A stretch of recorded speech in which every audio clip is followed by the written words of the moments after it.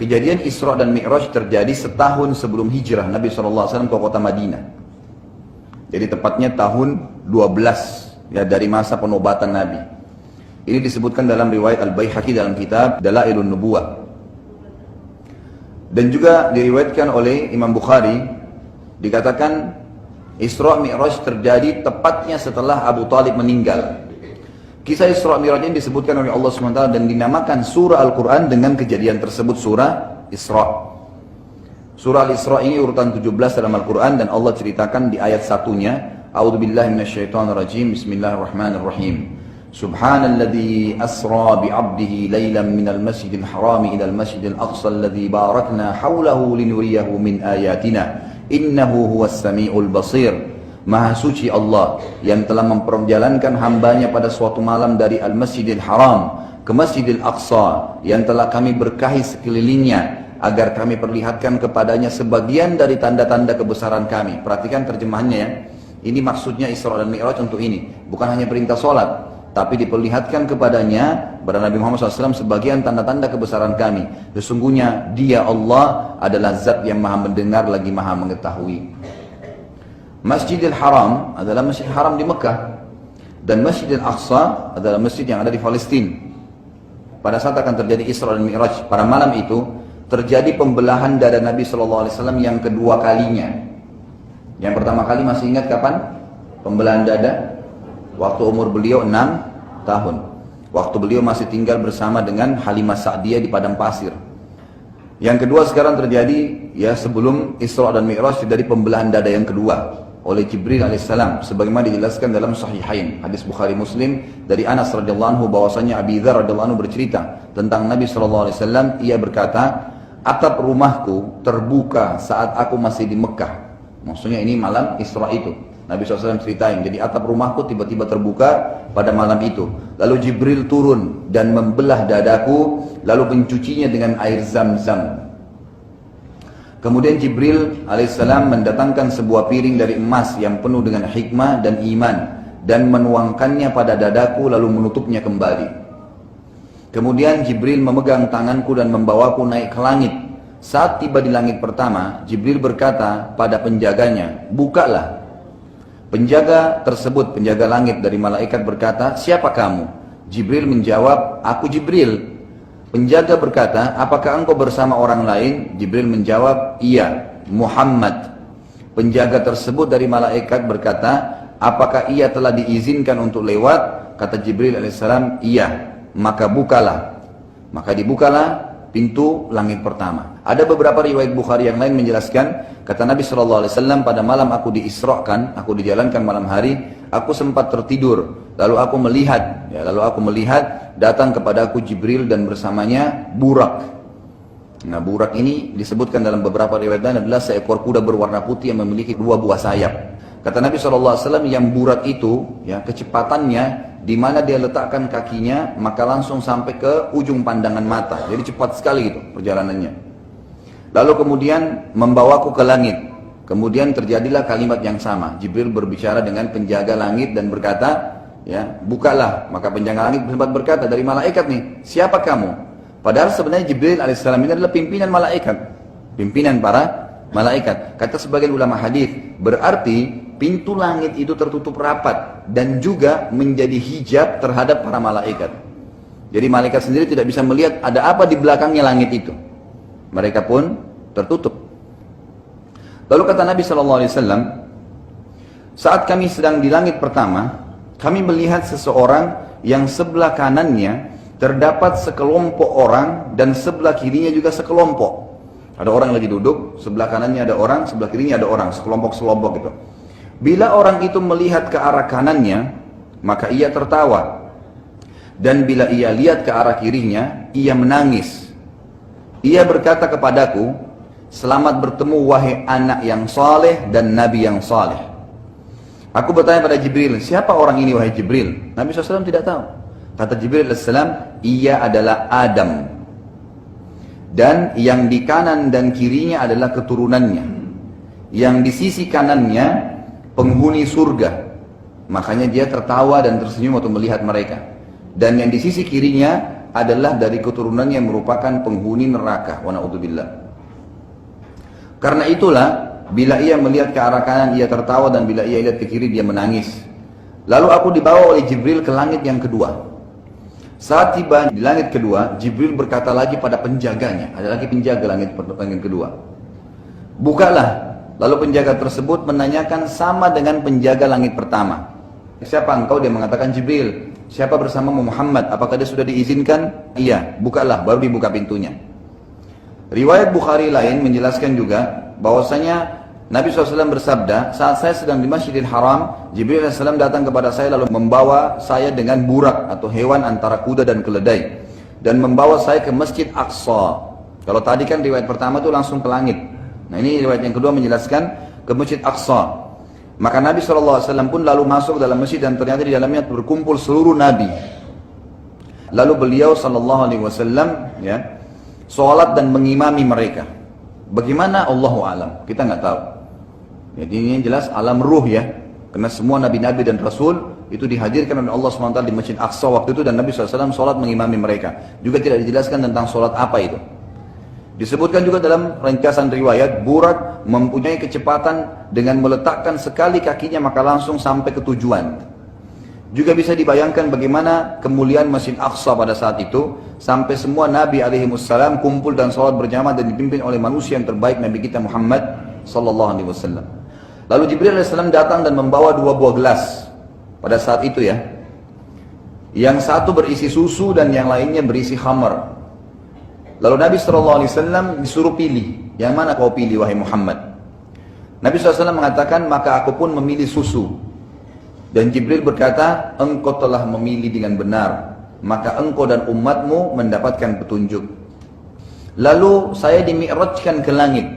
Sebagaimana ya ada juga di dalam bahasa Arab, mi'raj itu bisa berarti sebuah tangga yang dinaikin. Orang kalau naik ke atas pakai tangga namanya mi'raj. Nabi SAW mi'raj ke langit ya, menaiki sebuah tangga terbuat dari cahaya. Sekejap saja Nabi SAW dengan Jibril AS sampai ke langit bumi atau langit pertama. Lalu Jibril AS mengetuk pintu langit pertama. Malaikat penjaga langit pertama bertanya, siapa? Jibril AS berkata, saya Jibril. Malaikat penjaga berkata, siapa bersamamu? Jibril berkata AS, Muhammad. Malaikat penjaga berkata, saya tidak diizinkan kecuali untuknya. Ini riwayat lain ya, riwayat Bukhari. Jadi tadi pertama mengatakan apakah dia sudah diizinkan, tapi riwayat kedua mengatakan saya tidak mengizinkan manusia masuk ke sini kecuali dia, Muhammad saja. Malaikat penjaga berkata, saya tidak diizinkan kecuali untuknya. Lalu Nabi SAW naik, dan pada langit pertama beliau melihat SAW seseorang yang sangat besar dan tinggi badannya mencapai 60 siku ke langit. Kalau 60 siku ini kurang lebih 27,5 meter. Tingginya ke langit, kayak raksasa gitu kan. Setiap kali dia lihat ke sebelah kanannya maka ia tersenyum, dan setiap kali lihat ke sebelah kirinya ia menangis. Nabi SAW bertanya padanya atau pada Jibril, siapa orang tersebut? Jibril SAW mengatakan itu adalah ayahmu Adam alaihissalam. Bila ia melihat ke sebelah kanannya ia tersenyum karena melihat dari keturunannya yang merupakan penghuni surga, dan bila ia melihat ke sebelah kirinya ia menangis karena melihat keturunannya yang akan masuk neraka. Saat bertemu dengan Adam alaihissalam maka Nabi Adam alaihissalam berkata, selamat datang wahai anak yang soleh. Saya diperlihatkan 2 mata air yang mengalir dengan kencang, kata Nabi SAW pada saat itu ya, masih kisah di langit pertama. Saya bertanya pada Jibril AS, apa itu? Jibril berkata itu adalah sumber mata air Nil dan Furat. Nah ini kalau sungai Nil ada di Mesir, kalau Furat ada di Turki. Lalu kata Nabi SAW,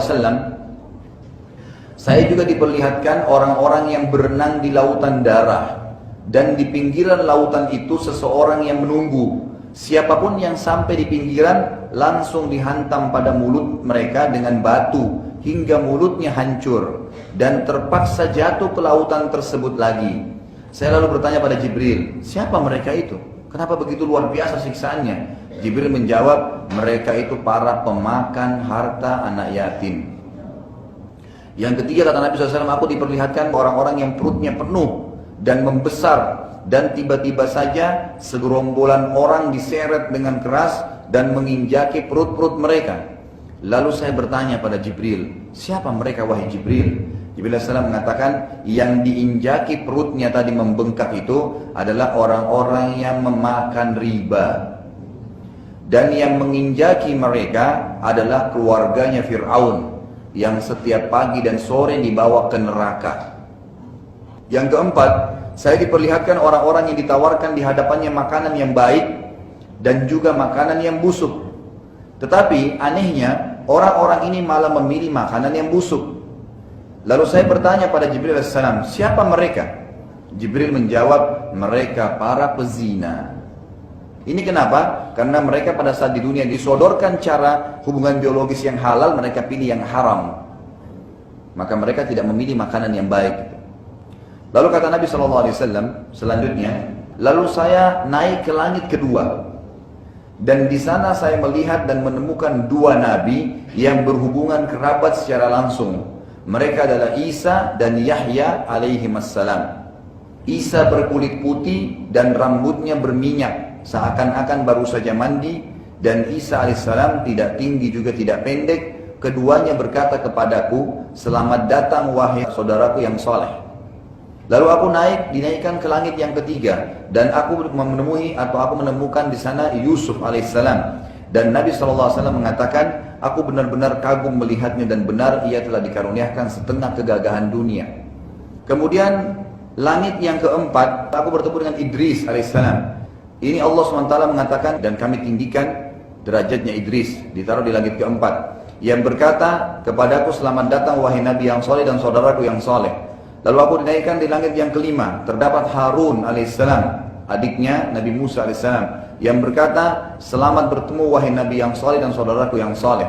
Lalu aku naik ke langit ketujuh, terdapat Musa alaihissalam, yang berkulit hitam, kurus dan bertubuh tinggi, yang berkata, selamat bertemu wahai Nabi soleh dan saudaraku yang soleh.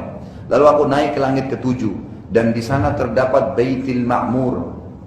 Baitul Ma'mur ini tempat tawafnya para malaikat, sama kalau kita di dunia ini Ka'bah.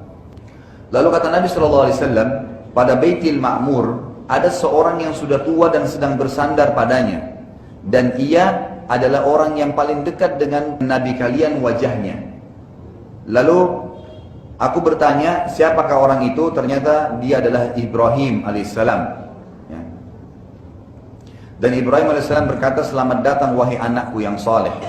Lalu saya bersama Jibril alaihissalam sampai ke Sidratil Muntaha. Yang Sidratil Muntaha itu tidak bisa lagi digambarkan indahnya, karena penuh dengan daun-daun sebesar kuping gajah dan dipenuhi dengan perhiasan. Pada saat itu Jibril alaihissalam berubah menjadi poster aslinya malaikat. Jadi tadi waktu datang masih seperti manusia.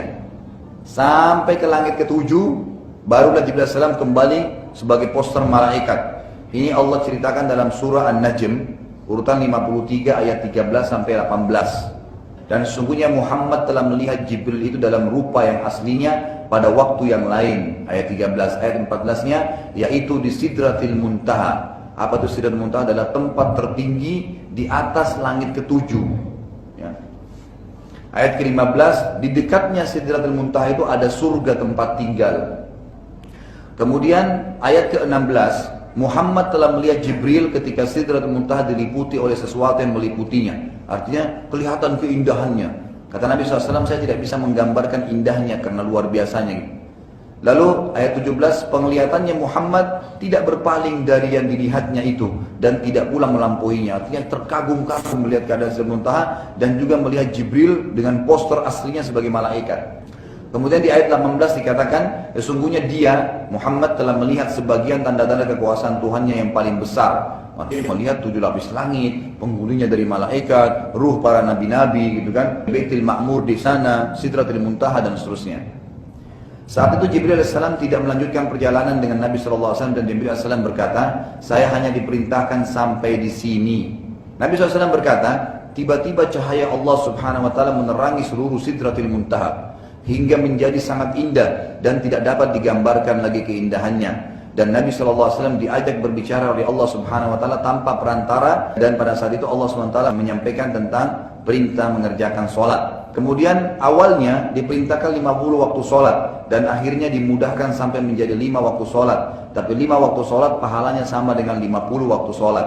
Kisahnya adalah saat Nabi SAW kembali ya, ke langit tertentu yang bertemu dengan Musa AS. Musa AS berkata, apa yang telah dicatatkan Allah untuk umatmu? Kata Nabi SAW, 50 waktu sholat. Kata Musa AS, kembalilah, mintalah kepada Allah agar diringankan karena umatmu yang sangat lemah. Maka Nabi SAW kembali terus meminta, ada sebagian athar mengatakan, ya atau riwayat yang sahih, itu Allah SWT kurangi, setiap minta 5 waktu sholat dikurangi. Sampai terakhir, yang Musa AS selalu mengatakan, kembalilah masih berat, kembalilah masih berat. Dan Allah SWT mengatakan, wahai Muhammad, dia adalah 5 waktu sholat, tapi pahalanya adalah 50 waktu sholat. Tetap pahalanya besar, karena kita kan setiap satu pahala dilipat gandakan menjadi 10 kali lipat khusus untuk Muhammad SAW.